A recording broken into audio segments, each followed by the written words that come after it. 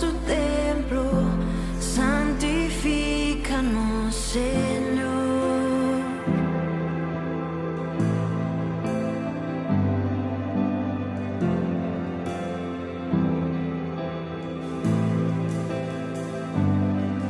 Tú ves un pueblo santo, apártanos del mal, por gracia escogidos, llamados a adorar.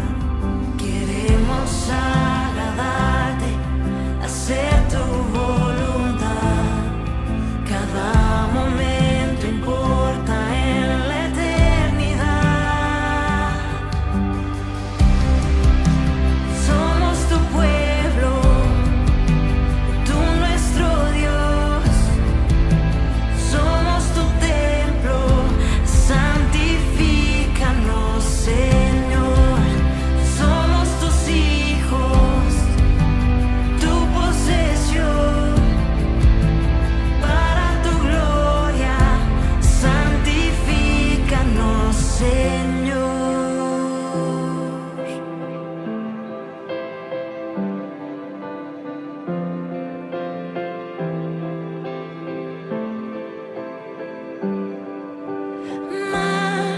Márcanos con tu presencia, ven a habitar entre nosotros, Dios. Nos corriges y nos guías. Tú eres bueno, eres nuestro pastor. Tu amor es firme y es tierno. Tu ley perfecta es nuestra verdad. A tus pies nos humillamos. Lo que te damos tú restaurarás. Si nos rendimos, nos restaurarás.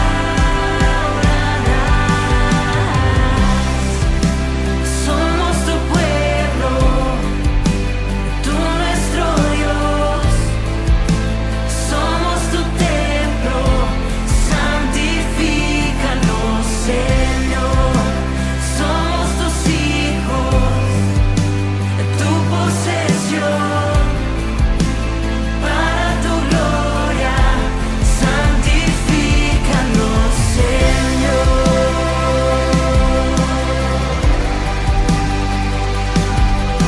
Santo eres Dios, santo eres Dios.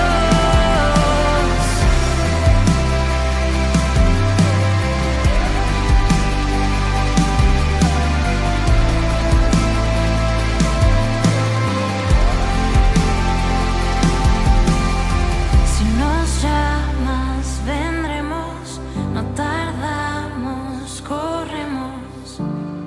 Nos rendimos de nuevo, nos rendimos de nuevo. Si nos llamas, vendremos, no tardamos, corremos.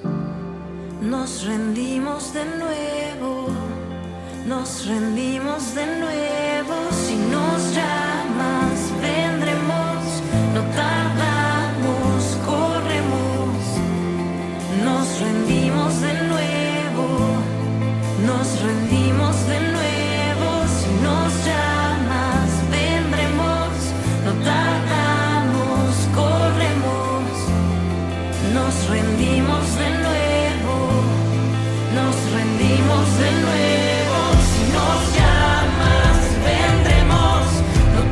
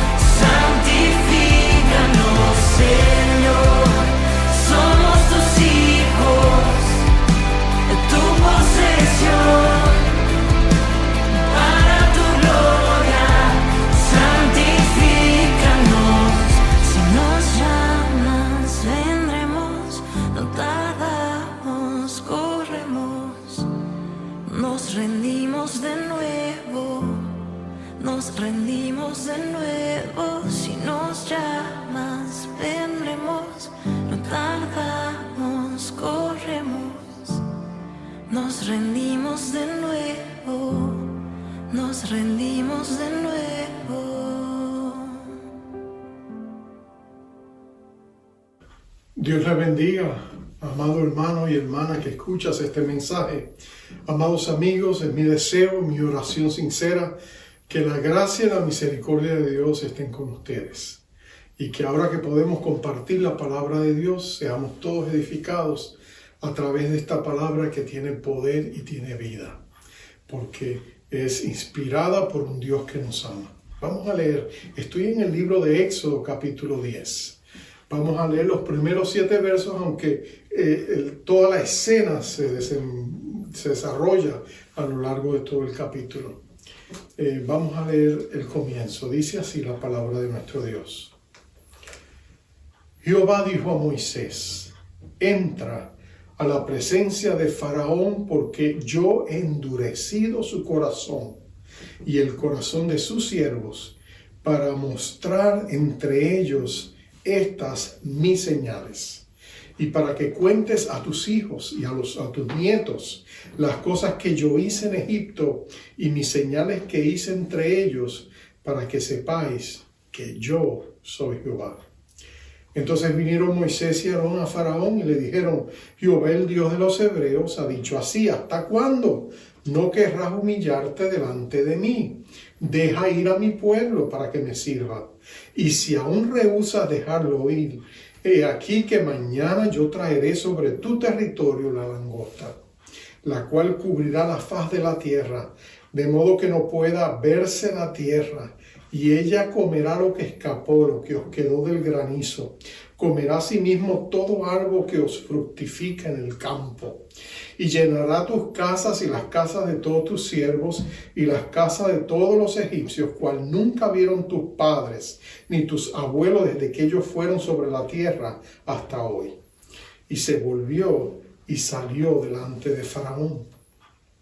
Entonces los siervos de Faraón le dijeron: ¿hasta cuándo será este hombre un lazo para nosotros? Deja ir estos hombres para que sirvan a Jehová su Dios. ¿Acaso no sabes todavía que Egipto está ya destruido? Dios bendiga su palabra. Padre amado, estamos viviendo tiempos gloriosos, tiempos de grandes crisis, tiempos de grandes adversidades, tiempos de grandes sacudimientos en todos los países, en nuestras ciudades. Pero a pesar de todo lo que se está viviendo, sabemos que tú estás preparando a tu iglesia para un gran éxodo. Porque tú eres el Dios de tus hijos. Eres el Rey de la eternidad, eres el Rey de los tiempos y las sazones de los tiempos, de las temporadas. Pero eres sobre todo el Señor y Rey de tus santos y de tu iglesia. Por lo tanto, anímanos con estas palabras. Prepara nuestros corazones para servirte y que en el nombre del Señor Jesucristo nosotros podamos seguir adelante con la mirada puesta en ti. Cristo, el autor y consumador de nuestra fe. Gracias, Señor, en tu nombre lo hemos pedido. Amén, amén y amén. Si aquí en Nueva York tú fueras a Broadway, seguramente estarías interesado en ver en una de las grandes obras que ha sido consistentemente de las más afamadas ahora mismo en Broadway. Se conoce como la obra de Hamilton. Es una obra inspirada por un autor latinoamericano, Lin-Manuel Miranda, y presenta un elenco espectacular, pero básicamente está basada en la vida, aunque él se ha tomado grandes licencias poéticas, pero está basada en hechos verídicos, en la vida de 2 hombres, Alexander Hamilton y por supuesto Aaron Burr, que fue el hombre que mató a Hamilton en el famoso duelo, no lejos de aquí, en la ciudad de Weehawken, en New Jersey. Él le mató en un famoso duelo y terminó no solamente con la vida de Hamilton, él terminaría con toda su carrera política. Pero pocos conocen la historia detrás de la historia. Por supuesto, Burr estaba enojado con Hamilton porque Hamilton le había costado a él la vicepresidencia de Estados Unidos. Cuando él y Jefferson habían quedado empatados Fue Hamilton el que manipuló las cosas para que Jefferson saliera como vicepresidente y no Aaron Burr. Cuando Aaron Burr tuvo la oportunidad de ser el gobernador de la ciudad de Nueva York, fue otra vez Hamilton el quien le descuadró el piso para que él no lo lograra. Así que él tenía un gran resentimiento contra Hamilton. Y cuando se presentó la oportunidad, entonces ahí fue que hubo el insulto, hubo el duelo y eventualmente le quitó la vida. Pero lo que muchas personas no sabemos es el aspecto religioso de la vida de Aaron Burr. Él era el nieto de uno de los grandes predicadores de todos los tiempos. Jonathan Edwards, su abuelo, fue usado por Dios grandemente durante el primer gran avivamiento que hubo en Estados Unidos. Sus mensajes estaban llenos de poder y el poder de Dios se movilizó a través de él. De hecho, él fue el fundador de la Universidad de Princeton y su primer presidente. Pero en algún momento de su vida, Aaron Burr se alejó de Dios. A pesar de tener una hermosa herencia y legado espiritual de la familia, él se alejó de Dios cuando estudiaba en la Universidad de Princeton. Dice la historia que hubo un tiempo donde hubo un gran mover de Dios en la universidad. Y Aaron Burr estuvo intrigado. Y llegó a ir a algunas de esas reuniones y estaba a punto de tomar la decisión de entregarle su corazón a Cristo, pero decidió consultarlo con el presidente actual de esa universidad, de ese tiempo, que ya no era su abuelo, obviamente, pero que era amigo de la familia. Y este presidente, supuestamente cristiano, le dijo: mira, no te dejes mover por esas cuestiones emocionales. Ese avivamiento es solo puras emociones. No le prestes atención.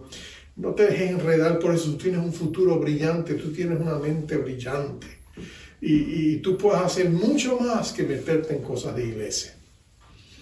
Y Aaron Burr dice que en una ocasión le contaría a su nieta, años después, cuando su nieta vino a Cristo y le dijo: abuelito, ¿por qué tú no aceptas a Cristo? Él le dijo a su nieta estas palabras, le dijo: hace muchos años yo tuve la oportunidad de recibir a Cristo. Y él me invitó y estuve a punto de arrepentirme, pero yo me contuve de hacerlo, no di el paso de fe. Y cuando salí de aquella reunión, miré al cielo y le dije a Dios estas palabras. Le dije a Dios: déjame tranquilo y yo prometo dejarte tranquilo a ti. Le dijo él a Dios. Le dijo: nieta, él ha cumplido con su parte y yo cumpliré con la mía. Trágicamente, después que él mató a Hamilton, él perdió todo, perdió su posición, su prestigio, perdió todos los reconocimientos, se convirtió en una persona leprosa que nadie quería tocar. Sus últimos años fueron solitarios y trágicos, especialmente después que perdió a su única hija, que salió en un barco y venía hasta Nueva York y nunca llegó y nunca encontraron lo que había sucedido. Y aún ya anciano, él caminaba ahí hasta Battery Park, ahí en Manhattan, para mirar al mar. Y dicen que él pasaba horas mirando con la esperanza de que quizás su hija apareciera de algún momento a otro. Una vida trágica, una vida triste, porque él permitió que su corazón se endureciera para venir a Dios. Hemos estado mirando en este libro de Éxodo un gran drama. Hemos visto los grandes personajes: Dios, Moisés y Faraón. Hemos visto las condiciones y circunstancias en que esto se ha dado. Pero en este capítulo hay un giro diferente. La última vez que dejamos a Faraón, en los versos anteriores, en el verso 34 decía: y viendo Faraón que la lluvia de granizo, ¿te acuerdas?, había cesado, y el granizo y los truenos se obstinó en pecar, y endurecieron su corazón él y sus siervos. Mira lo que pasa. Ahí él endurece su corazón. Y ahí es que nosotros vemos que entonces Dios dice: ¿sabes qué? Yo voy a mostrarles a ustedes lo que yo puedo hacer. Él le dice, yo voy a hacer señales, voy a hacer prodigios, milagros, para que mi pueblo sepa que yo les amo y también sepan que yo soy un Dios poderoso. Y para que ustedes después le cuenten a sus nietos y a sus hijos y a sus nietos y a las futuras generaciones la clase de Dios al cual ustedes sirven. Entonces, en ese momento, Él va a mostrarles a ellos quién es Dios. Y ahí entonces todo toma un giro diferente. Aquí vamos a ver la tensión número 1 entre la soberanía de Dios y el libre albedrío del hombre. Porque lo que nosotros vamos a ver es eso. Cuando Él se obstina en pecar, mira lo que sucede. Dios permite que Él siga por ese camino y retire toda gracia previniente que nosotros siempre necesitamos para venir a Cristo. Y Él queda totalmente a sus propios designios. Habiendo rechazado a Dios, habiendo recibido invitación y oportunidad tras oportunidad y rehusándose a humillarse a Dios, Dios finalmente le va a decir, ¿sabes qué? Tú escogiste, pasaste el punto de no regreso, ahora tu corazón ha quedado endurecido, así te vas a quedar. Y en cierta medida Dios endurece su corazón. Acuérdate que el mismo Faraón le había dicho anteriormente, oh, estoy arrepentido, Dios es justo y yo he pecado, pídele que me perdone. Pero ahora nosotros vemos que esas palabras fueron fingidas. Él fue como el niño que cuando la mamá o el papá lo sorprenden con las manos en la masa haciendo lo que no tiene que hacer, de pronto él muestra un tremendo arrepentimiento, pero en realidad no lo está. Y si tuviera la oportunidad lo volvería a hacer. O es como la persona que de pronto se le descubre que está haciendo algo incorrecto. Y tú sabes que porque lo descubren, entonces él muestra cierto remordimiento, ¿no es cierto? Pero no ha habido un verdadero arrepentimiento. Pero nota esto. Dios es soberano. Él tiene todo el derecho en el universo a establecer lo que Él quiere hacer. Pero Dios reconoce también que el ser humano tiene libre albedrío para escoger. Y aunque hay una tensión entre ambas cosas, lo cierto es que no hay un ser humano que pueda decir Dios es injusto, ni Dios tampoco puede decir le he robado el libre albedrío a la gente, su capacidad de escoger. Por eso alguien ha dicho que las puertas del infierno se cierran desde adentro, que la gente se pierde porque rechaza a Dios. Pero el deseo de Dios no es que la persona mala se pierda, sino que todos vengan al conocimiento de la verdad. Pero hay personas que buscan oportunidad para arrepentirse, pero cuando se les da y cuando se les muestra la gracia, ellos la aprovechan para seguir pecando. Hay una escena en la película Salvando al Soldado Ryan, de Steven Spielberg. Si tú recuerdas la historia, es durante la Segunda Guerra Mundial. Hay una familia que ha perdido 4 de los 5 varones, el único hijo que queda vivo. Se le escribe una carta al presidente y el presidente de Estados Unidos ordena que vayan y rastreen a ese muchacho y lo traigan sano y salvo a su familia. Y entonces la historia es la búsqueda del soldado raso Ryan. Y lo encuentran y lo traen, pero en la búsqueda hay una escena donde capturan a un soldado alemán. Después de una intensa pelea, lo logran someter y lo capturan. Y por supuesto, él empieza a rogar misericordia, a pedir que tengan misericordia, que no le disparen, que no le maten, que no le hagan daño. Y hay uno de los soldados, si recuerdo bien la escena, hay uno de los soldados norteamericanos que le compra el cuento, por decir así. y él no impide que él escape. Y el hombre logra escaparse, y más adelante en la película lo volvemos a encontrar, y él vuelve a aparecerse y no había ningún arrepentimiento. Él mata a uno de los compañeros del joven porque él nunca fue sincero. Mientras estaba perdiendo, él quería misericordia, pero cuando él regresa, él vuelve a su vida de soldado. No había un verdadero arrepentimiento, era la escena de la guerra, es la experiencia de la guerra. Tú haces lo que tengas que hacer para sobrevivir, básicamente. Pero en el caso de Faraón, cuando él le dice, mira, Dios te está diciendo, arrepiéntete. Y si tú no te arrepientes, esta va a ser la próxima plaga que va a venir. Y es la plaga de las langostas. Y por supuesto, ahí todos los asesores, los líderes, los siervos de Faraón le dicen, mira, estamos en aprietos. Acuérdate, todas las plagas anteriores habían destruido la infraestructura económica de Egipto. Aunque las últimas plagas no habían tocado a Gosén, donde estaban los judíos, Egipto estaba en escombros, el granizo había destruido mucho de las cosechas, los pocos árboles que habían quedado y las cosechas que habrían quedado por la misericordia de Dios, ahora estas langostas vendrían y arroparían todo, ese enjambre de langostas. Las langostas son unos insectos alados, y ellos devoran todo, vienen en miles y miles y miles de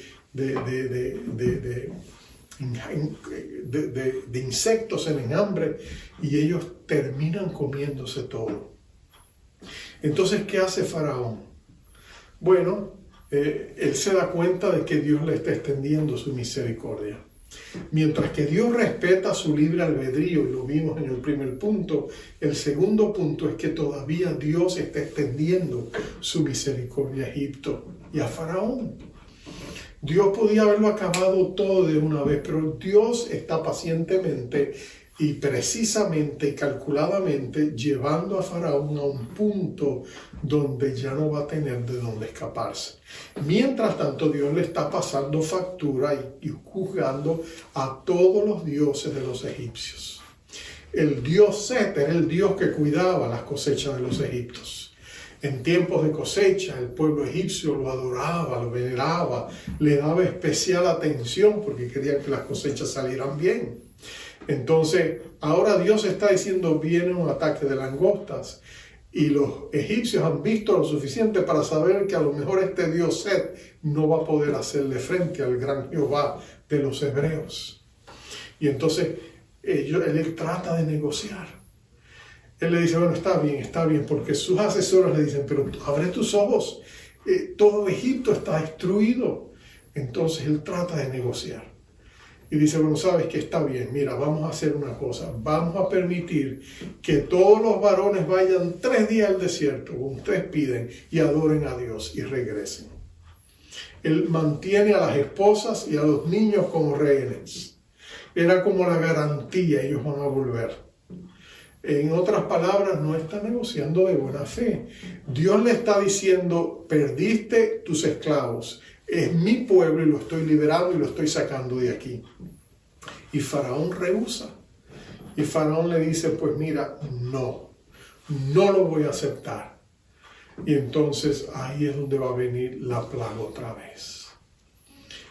Cuando tú y yo tratamos de negociar con Dios, la naturaleza de nuestra carne es esa. Es negociar con Dios, es tratar de sacar ventaja. Cuando Dios te confronta con el pecado, tú tratas de justificarlo. Tú y yo tratamos de racionalizarlo. Tú y yo tratamos de negociar con Dios. Bueno, Señor, yo voy a cambiar de a pocas. O sabes, Señor, no, mira, eso es que no es tan serio como tú piensas. Es como si Dios te dijera, mira, deja de mentir. Y tú dijeras, pero si yo no miento, ¿cómo que no miento? Bueno, pero son mentiras pequeñas. Son mentirillas blancas, no le hacen daño a nadie. Oh, señores, que tú no sabes con los tigres con los que yo trabajo. Tú no sabes que yo me manejo entre leones y de vez en cuando para controlarlos. Yo tengo que mentir. Tengo que mentir en mi trabajo, en mi familia o donde sea. Pero es, Señor, porque es que es absolutamente necesario. Y Dios te dice, deja de mentir. pero tú y yo tratamos de negociar. Y puede ser la mentira, pero puede ser cualquier tipo de adicción o cualquier tipo de pecado. Yo recuerdo la historia triste de un compañero en el ministerio que tuvo una tremenda caída moral. Y cuando fue confrontado con su pecado, fue removido de su cargo y su familia fue herida profundamente. Pero este pastor pertenecía a otra denominación. Él se justificaba.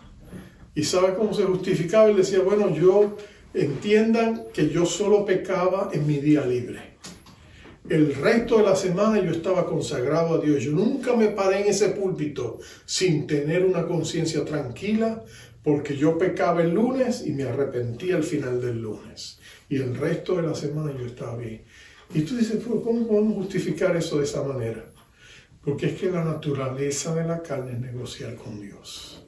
Y nosotros tratamos de negociar con Dios. Y nota que Faraón trata de negociar con Dios. En vez de someterse a Dios, él trata de negociar con Dios. Y eso nos lleva al tercer punto, que es este.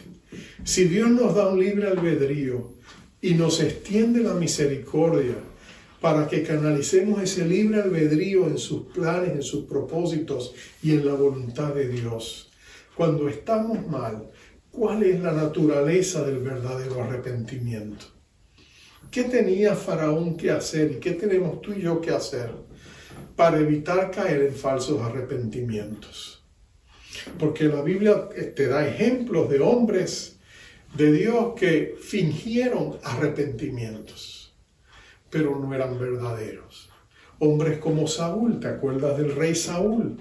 Cuando Dios le da instrucciones precisas, destruye a estos mis enemigos y destruye todo lo que ellos tienen. Y entonces Saúl dice, no voy a hacer eso. Voy a destruirlos, voy a ganarle, pero voy a preservar al rey, voy a preservar los ganados, los mejores los voy a escoger para repartirlo entre mi gente importante. Y cuando viene Samuel y le dice, ¿pero qué has hecho? Tú has desobedecido al Señor. Y dice, yo hice todo lo que el Señor me dijo. Entonces, ¿qué es esto? ¿Qué es lo otro? ¿Y qué es lo que yo escucho? El berrinche de esos ganados.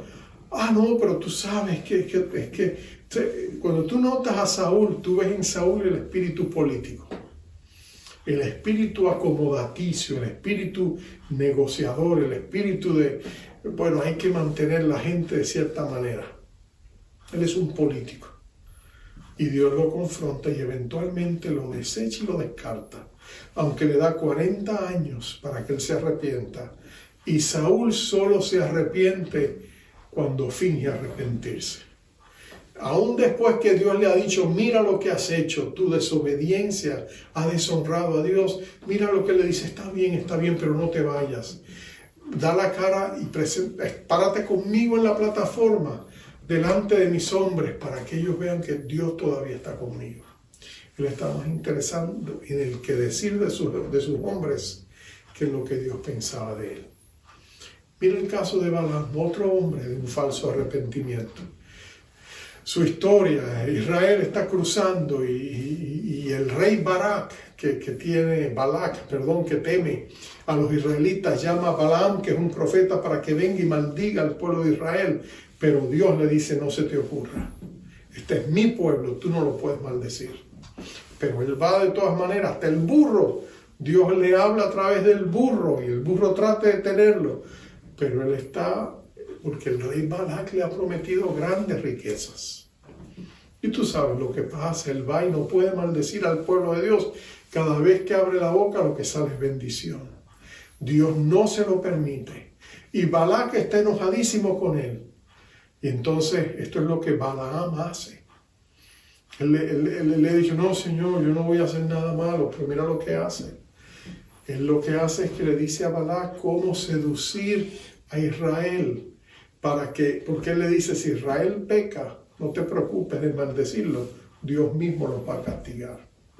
Y envía a las mujeres moabitas para que vayan y seduzcan a los hombres y se crea una situación triste. Y todo es por instigación y consejo de Balaam. Un hombre que parecía que se había arrepentido, pero que no lo hizo. Y podríamos hablar de Judas. y su falso arrepentimiento. Cuando él traiciona a nuestro Señor y después tú lo ves lleno de remordimiento, pero no de arrepentimiento. El remordimiento te hace sentir mal por lo que tú has hecho, pero el verdadero arrepentimiento te hace sentir más que eso, te lleva a Dios para que tú confieses delante de Dios tu pecado y recibas su perdón. Remordimiento es sufrimiento sin humillación. Tú te sientes mal, pero tú no te humillas.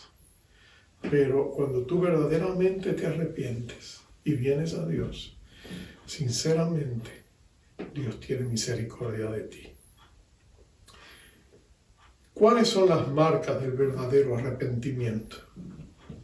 Bueno, lo primero es entender que Dios tiene razón. Si Dios dice que tú estás mal, mira, tú estás mal. Si Dios dice tú es pecado, mira, es pecado. Estamos viviendo en una sociedad donde a lo bueno se le llama malo y a lo malo se le llama bueno. Estamos viviendo en una sociedad donde a los niños se les quieren enseñar cosas que van en contra de lo que la Biblia de Dios dice.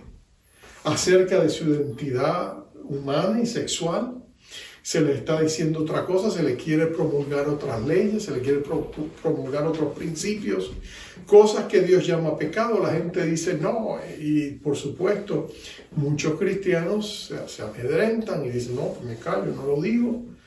Pero déjame decirte, Dios dice en los primeros capítulos del libro de Génesis, Él define todo lo que había que definir en cuanto a la identidad del ser humano, en cuanto a las relaciones del matrimonio, en cuanto al sexo, en cuanto a la raza, en cuanto a todo lo que Dios está diciendo acerca de la humanidad. En esos primeros 11 capítulos está todo descrito. Y lo que Dios dice es, pero el hombre moderno se cree más sabio que Dios, ha desechado a Dios y ha dicho a Dios ya no se le necesita.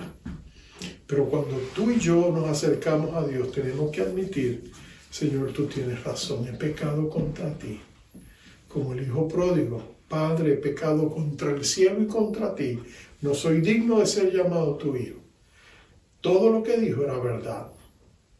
Comenzamos entendiendo que Dios tiene razón y hemos pecado. Lo segundo es, entendemos que tenemos que humillarnos delante de Dios y pedir perdón. Eso se llama confesar. Confesarle a Dios, Señor, yo he pecado contra ti.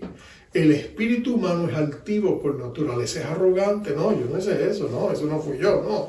Tú buscas justificarte, pero hay momentos donde tú y yo tenemos que ir delante de Dios y decir, Señor, sí he pecado. Como cuando Sara, ¿te acuerdas que Dios le dice, mira, vas a ser madre de un hijo? Le dice a Abraham, tu mujer, en un año tu mujer le va a dar a luz un hijo. Y Sara se echa a reír. Pero dice, pues si yo tengo 89 años, voy para 90, ¿qué hijos voy a tener?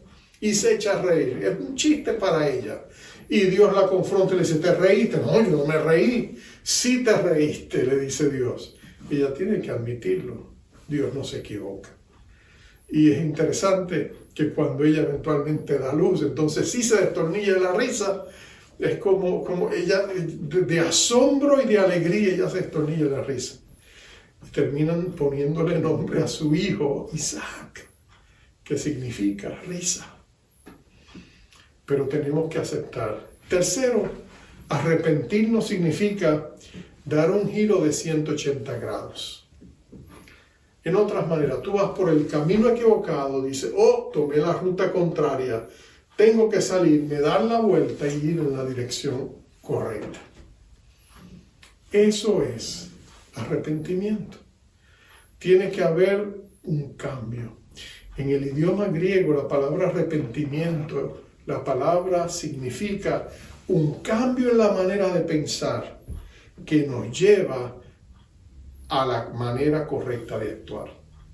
Tiene que haber un cambio de mentalidad, metanoia. Meta quiere decir cambio. En el griego la palabra metanoia es arrepentimiento. Meta quiere decir cambio, noia viene de mente. Un cambio de pensar, un cambio de la manera de tener la perspectiva, ¿no es cierto? Faraón no hace eso. Faraón rehúsa Él se para en el no y dice no a Dios. Faraón está por perder. Faraón no puede ganar contra Dios, porque Dios nunca pierde.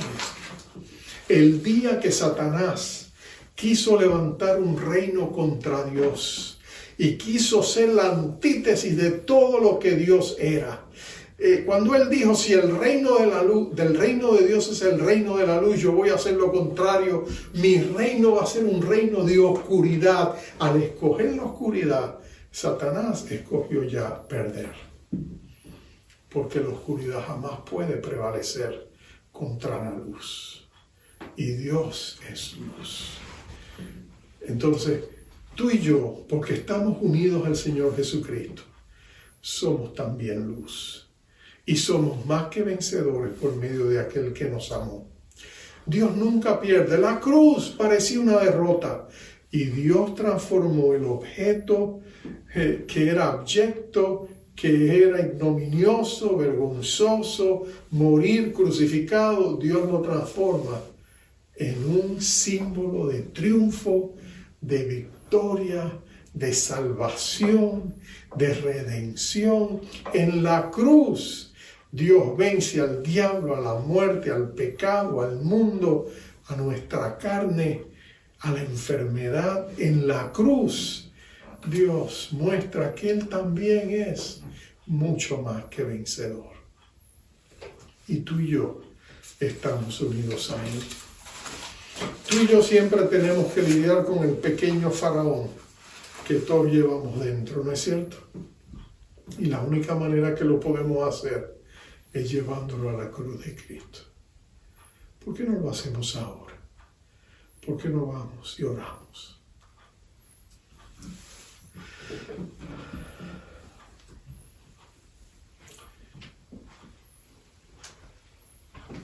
Yo te pregunto en esta oportunidad, ¿hay algo que necesitas confesar delante de Dios?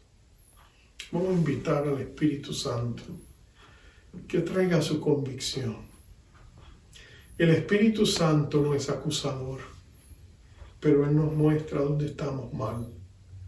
Y lo hace con misericordia, con amor, para motivarnos, a arrepentirnos, porque lo que Dios anhela, más que ninguna otra cosa, es bendecirnos. Así que si hay algo en tu vida que tú te estás agarrando de eso, y tú sabes que está en oposición a Dios, suéltalo.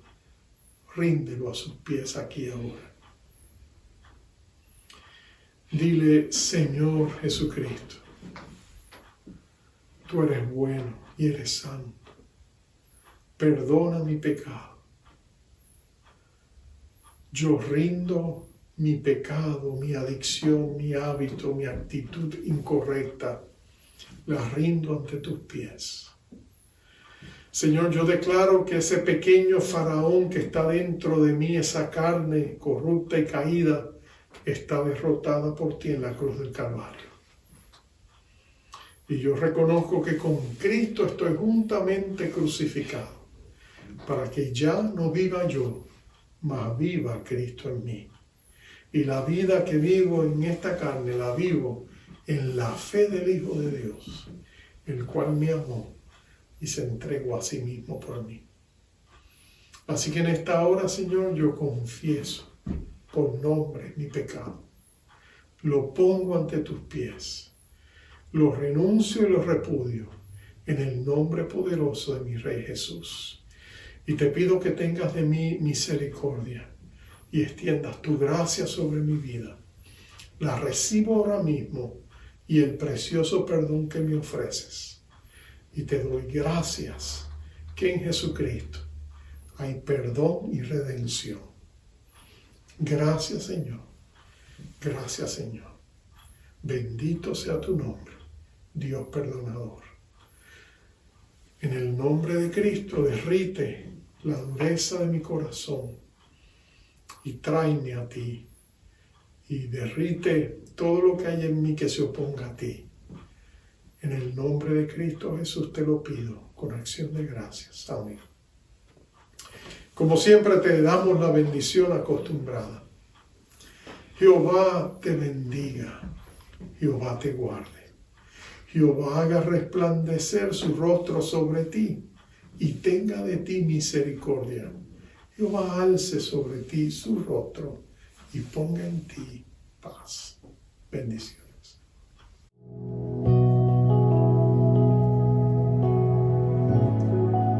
Cambiaste todo en mí, ahora soy nuevo en ti. Tomaste mi error y tu amor lo redimió.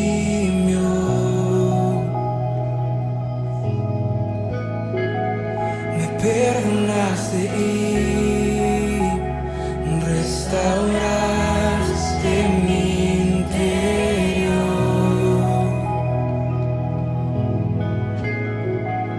Purificado soy